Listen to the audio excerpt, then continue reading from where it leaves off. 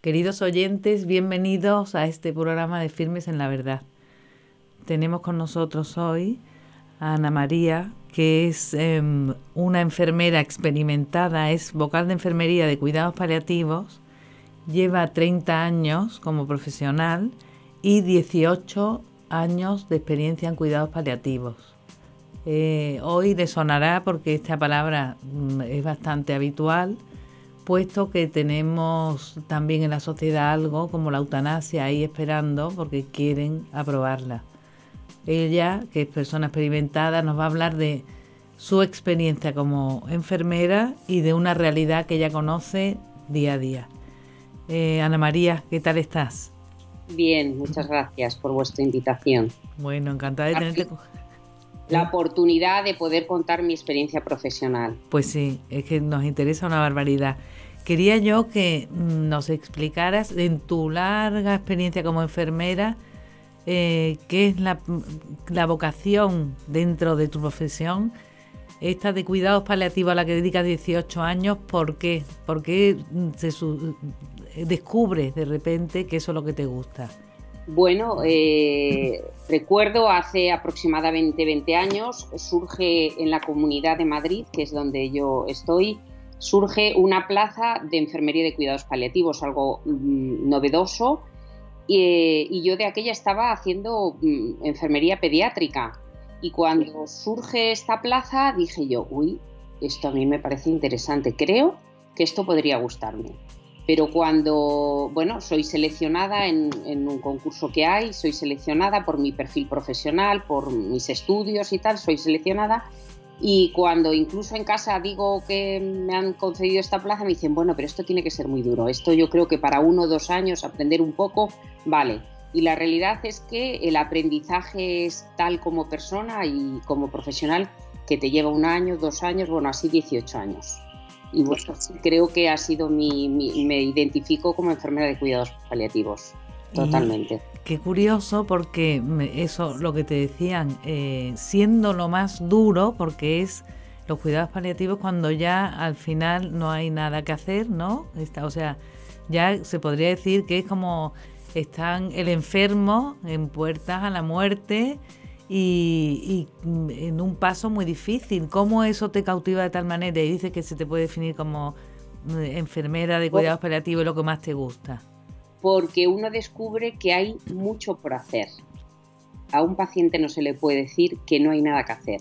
A nivel de tratamiento específico para curar, porque no siempre curamos, y cuando no es posible la curación, es posible el acompañamiento y el cuidado.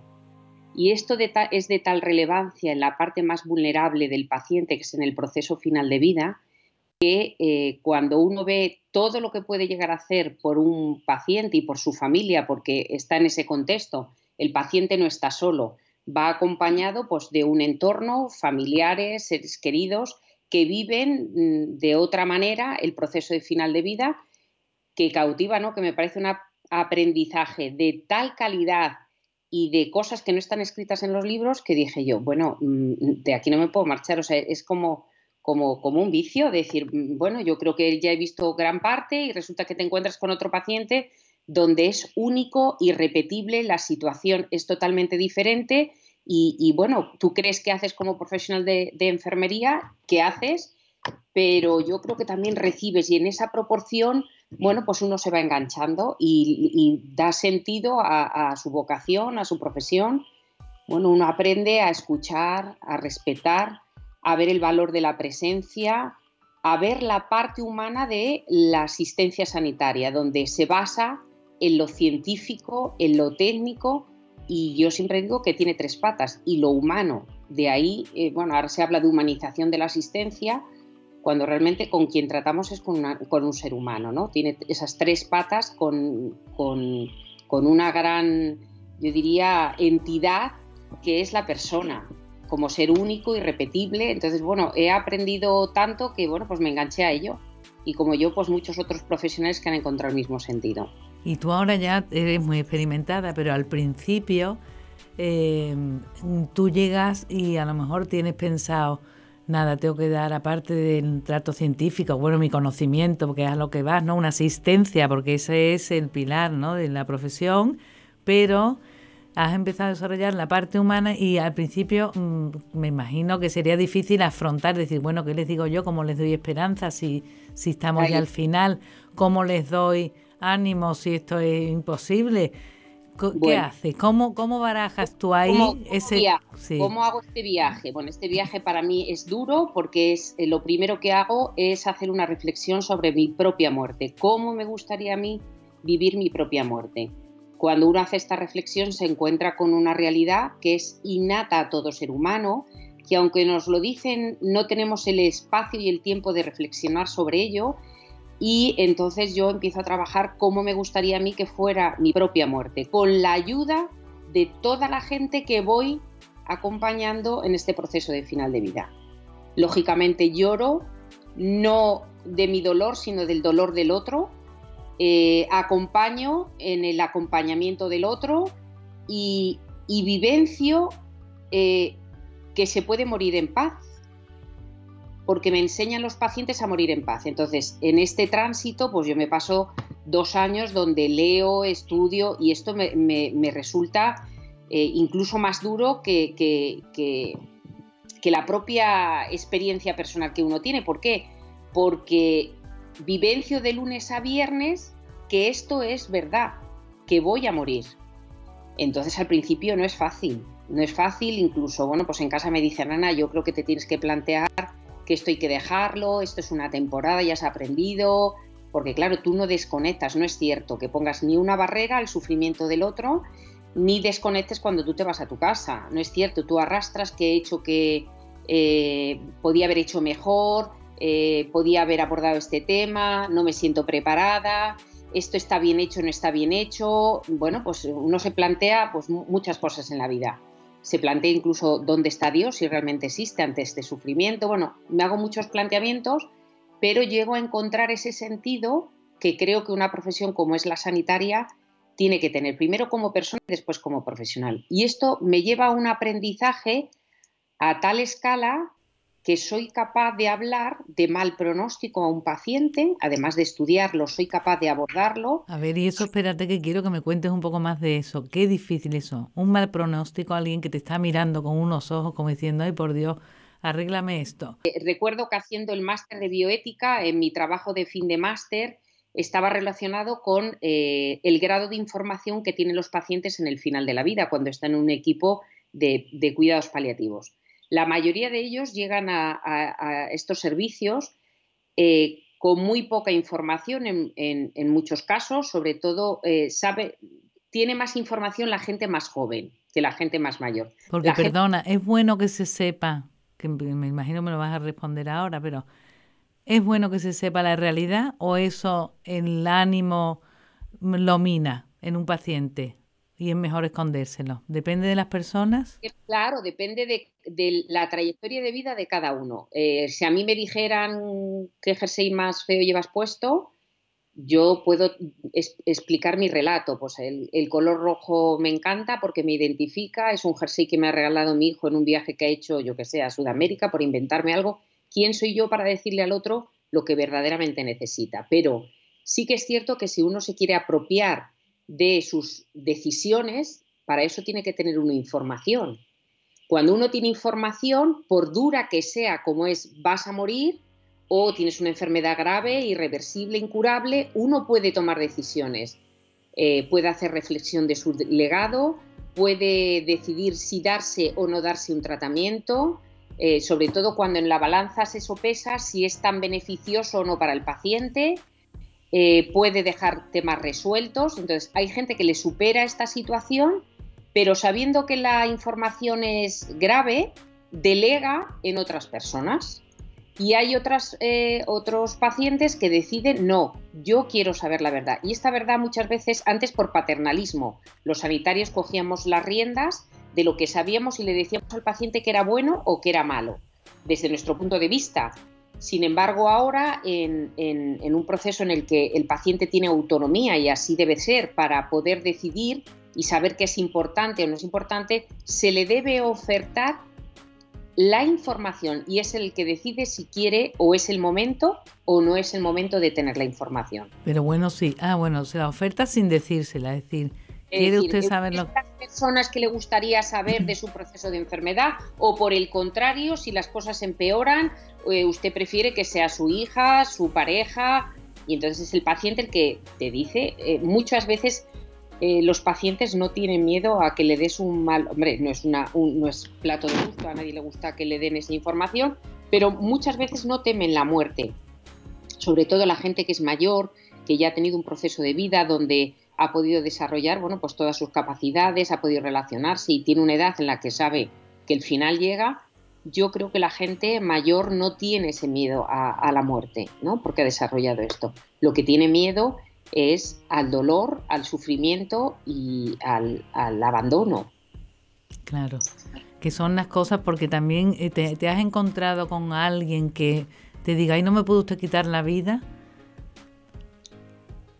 Bueno, he tenido a lo largo de mi carrera profesional, no tanto, no ha habido tanta gente, pero sí es cierto que en situaciones de desesperanza la gente quiere morir y para eso solamente hay que mirar por internet cuántos fallecimientos por suicidio hay en España y con eso nos daría una realidad de la sociedad en la que ahora mismo estamos, ¿no? De desesperanza, de dolor, pero no solo por enfermedad, sino por muchas circunstancias de tipo social o de no conseguir lo que uno quiere o, bueno, pues la vida tiene en sí sufrimiento desde el momento que a uno no le pasa lo que uno quiere, pues de tener el coche de su vida o el amor de su vida o el trabajo de su vida. Uno tiene pérdidas a lo largo de su vida importantes, significativas, y uno remonta y es un aprendizaje.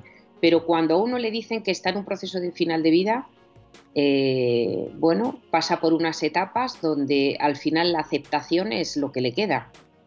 Aceptar que la vida no la elegimos, nos viene dada, igual que nos viene dada, igual que nacemos, morimos. Y esto, bueno, pues yo creo que falta un tema educativo muy importante en nuestra sociedad para, bueno, tenerla, no te digo a todas horas presente, pero sí reflexionar que eso está ahí para todos, ¿eh?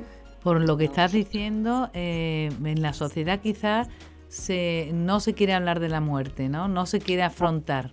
Es como algo tabú. No es educativo, es tabú. Entonces, bueno, sí, me he encontrado con gente que me ha pedido, bueno, eutanasia. Y cuando usted de las personas que hace eutanasia, que bueno, te hace gracia porque no está aprobado por ley, ¿no?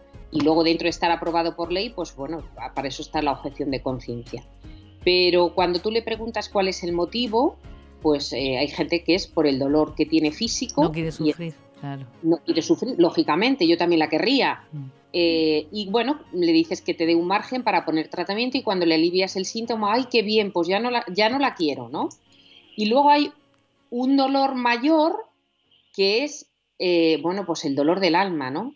Cuando, bueno, no solamente es lo físico, sino lo espiritual, incluso lo social. Lo que decía Cecily Sander como pionera de los cuidados paliativos, que lo llamaba el dolor total, ¿no? Bueno, pues el dolor a perder la dependencia, en el que a uno le tienen que lavar, le tienen que asear, no puede caminar, el dolor de la propia enfermedad, el dolor de la despedida, de que tienes que decir adiós y no te puedes aferrar a la vida porque no depende de ti, sino que es algo que viene innato en el ser humano.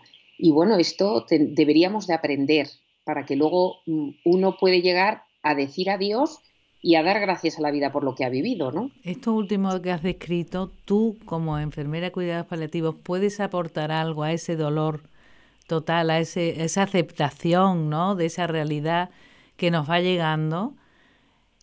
Bueno, mi experiencia me dice que ¿quién soy yo? Yo siempre digo que tengo la suerte de poder poner las cartas sobre la mesa de otro. De tal forma que, bueno, pues a veces no dices claramente que la muerte está ahí, ¿no? Porque a veces utilizar esta palabra no es fácil. A veces la utiliza el propio paciente y me pregunta directamente, Ana, me muero. Y cuando un paciente donde tú has entablado un entorno de confianza de profesional a paciente o de paciente a profesional, lógicamente no retiras la mirada y como mujer de gallego yo pregunto, ¿por qué me lo preguntas? ¿Te sientes morir? Y es el propio paciente el que te dice que siente morir. Entonces, bueno, llegado a este punto, efectivamente, nos toca tomar decisiones como dónde quieres estar en el último momento, si en tu casa, en una unidad de cuidados paliativos. Necesito al paciente para tomar decisiones porque yo no sé.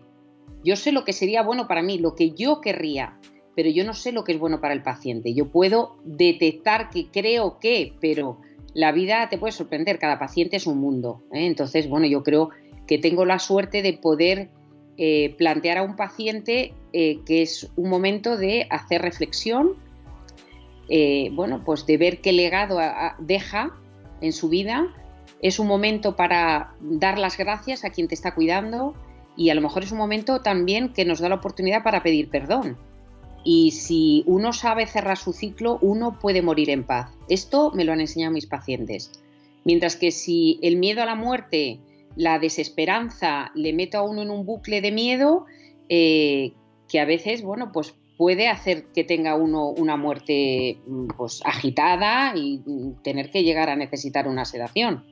Mientras que si uno es capaz de enfrentarse o aceptar a eso que le va a tocar vivir, bueno, pues uno puede morir en paz. ¿Se podría decir, por ejemplo, en los pacientes que hay diferencia entre los que tienen fe y no tienen fe en sobrellevar estos momentos de dolor y sufrimiento de final de la vida? Como profesional sanitario me toca atender a pacientes pues, de distintas creencias, no creyentes. Y bueno, la religión yo diría que es una herramienta más que uno tiene para saberse afrontar a distintos momentos de la vida, entre ellos el final de vida. Bueno, he tenido pacientes creyentes que efectivamente se basan bueno, pues, en el rezo para poder aceptar este momento, pero también he tenido pacientes donde los valores que tenían espirituales eran tan profundos como creían en el amor, creían en la familia, que también me ha resultado impactante. O sea, yo recuerdo un paciente que le dice a la esposa, tenía 2 hijos, estaba la esposa y estaba yo como enfermera, y le pidió a la mujer que trajera 5 copas, que abriera una botella de vino. El paciente realmente tenía una obstrucción intestinal y no podía beber ni comer, y pidió que abriera una botella de vino, recuerdo que una botella de Rioja, abrió la botella y brindó, dando gracias a la vida por todo aquello que había vivido y por el legado que dejaba a sus hijos. Me dio las gracias como enfermera y para eso, bueno, yo me quedé impactada que me metiera en un acto tan íntimo como era ese, pero me sentí parte de ese proceso de final de vida y dije, bueno, pues efectivamente creo que enfermería tiene un papel relevante en poder compartir estos últimos momentos. Entonces, bueno, este paciente no era creyente, pero es indistinto. Quiere decir que quien tiene herramientas suficientes espirituales, que ha trabajado a lo largo de su vida, es algo más que le favorece para tener una buena muerte. Y quien es creyente y tiene ese ápice de esperanza en Dios, en la religión, en el rezo, pues es válido también si le ayuda. Claro. Y con las cosas que tú te has enfrentado, por ejemplo, ¿qué otras has dicho que te ha enriquecido mucho porque a enfrentarte con lo que es la muerte, ¿no? A saber la realidad en ti? ¿En qué otras cosas te ha aportado estos cuidados paliativos? Bueno, uno tiene de lunes a viernes uno vive una realidad que hace que todo su entorno cobre otro sentido. Pues bueno, pues las cosas cotidianas que muchas veces, bueno, pues montamos un problema de una cosa simple, pues cuando tú vienes de vivir una experiencia tan fuerte como es el final de la vida de un paciente, del entorno de una familia, pues la verdad, bueno, pues no le das importancia. Yo qué sé, pues yo que soy madre de familia, pues si el niño ha hecho o ha dejado de hacer, ha puesto, pues hombre, soy humana y si el sábado o el domingo me pongo un poco chulita, el lunes me recuerdan, Ana, bájate, que todos somos mortales. Entonces, bueno, yo creo que sí que tiene una visión, para mí es importante, para mí muy importante. Yo qué sé, pues el valor del dinero, pues claro que tiene un sentido el dinero, pero bueno, uno se muere y no se lleva el dinero a cuestas. He vivido tantas experiencias buenas y malas, cómo se comporta la familia cuando hay dinero y va a fallecer la persona que tiene y deja ese legado material. pues algunos es que, bueno, me llaman a juicio incluso porque revocan el testamento. Bueno, unas cosas que, bueno, pues, bueno, para mí es un aprendizaje de todo tipo, ¿no? Sí, O sí. tienes pérdidas económicas porque has hecho una inversión y dices tú, qué faena, pero dices, bueno, ¿cuánto daría yo porque no me dieron un diagnóstico de un cáncer? Bueno, Claro. yo creo que experiencias muy básicas para luego, bueno, yo creo que te enriquece para luego poder abordarlo a nivel profesional, ¿no? Y, Cuando a un cliente le preocupa un tema económico o tal, yo creo que, bueno, pues tienes herramientas para poderlo abordar con él, ¿no? y ya se nos ha pasado volando, pero nos queda poco tiempo. Querría saber tu opinión sobre la eutanasia. Bueno, la eutanasia yo quiero decir que se relaciona mucho con cuidados paliativos, pero vuelvo a decir que el suicidio está ahí y yo creo que es una responsabilidad social. Cuando la gente pide eutanasia hay que ver por qué la pide. La soledad es tremenda en las personas mayores, en las personas enfermas. Yo creo que no se puede politizar un proceso como es la muerte, el proceso de final de vida. Se debe de legislar no para una minoría, sino en beneficio para una mayoría. Primero, porque a los profesionales sanitarios se nos ha enseñado a cuidar la vida y a acompañar hasta el último ápice de vida. Y porque creo que esto tiene un aprendizaje. Lógicamente yo no voy a poder limitar a nivel político el pensamiento que tenemos muchos profesionales sanitarios, pero yo les invitaría a los legisladores, a los políticos, como por aquí vamos a pasar todos, si tienen experiencia en el proceso de final de vida, lo que tienen es que fomentar los cuidados paliativos antes de tomar una decisión tan relevante como aprobar la ley de eutanasia. Entonces, bueno, yo creo que empezamos la casa por el tejado. Creo que tenemos experiencia de otros países, Canadá, Suiza, Holanda, que, bueno, pues hay una pendiente muy resbaladiza.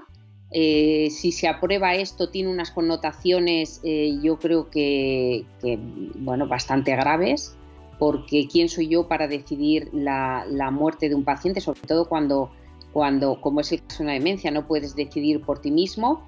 Y digo que el suicidio está ahí, que no nos basemos tanto en la eutanasia, que la gente se suicida, que las cifras son espeluznantes. Y eso es porque la sociedad no somos capaces de llegar a la persona en su sufrimiento, pero no de enfermedad, de dolor, porque tenemos una sociedad totalmente hedonista en el que solamente se hace publicidad de lo placentero, de lo inmediato, y no tenemos cultura bueno, pues de enfermedad, de sufrimiento, que viene innato. Es que todos sufrimos a lo largo de nuestra vida y yo creo que tenemos que cultivar esto. La eutanasia pues es un tema muy, muy para reflexionar y no puede ser, no es cierto que sea una petición de la sociedad. Hay una minoría y lo que hay que entender es por qué esa minoría lo pide. Lo pide con conocimiento de causa, porque si entre los propios profesionales sanitarios no sabemos lo que es una sedación paliativa o no entendemos qué es la eutanasia, difícilmente lo va a entender la sociedad. Y yo creo que corresponde a toda la sociedad, desde los medios de comunicación, a los profesionales sanitarios, a los colegios, a las familias, estar informados sobre qué es la eutanasia y qué son los cuidados paliativos. No sé si contesto. Muy bien. Yo creo que has contestado perfectamente. Pues Ana María, nada más que nos queda darte las gracias por este tiempo que nos has dedicado, por esta visión de una persona experimentada ante el final de la vida de los que nos rodean, de la sociedad, y que desde luego merece la pena por lo que has dicho, cuando en familia las personas que están al límite de su vida ya son queridas, son bien cuidadas, son cosas que merece la pena, ¿no? Para que lo hagamos con los que viven a nuestro alrededor, porque es un hecho que quien nace muere, como has dicho. Y bueno, pues aprender de este rato de charla con Ana María, de cuidar la vida y a las personas que nos rodean y hacerlo de la mejor manera posible, con el mayor cariño. Y animarnos a estar informados sobre lo que a veces intentan en los medios, de que pensemos, ¿no? Que lleguemos a pensar. Los profesionales sanitarios no todos están de acuerdo con esta ley de eutanasia a la que nos van empujando, y tenemos la obligación de estar bien informados, porque como dice Ana María, hay problemas que resolver y que no se solucionan con la eutanasia, que eso no es la verdad. Bueno, pues sin más que decir, hasta el próximo programa. Gracias.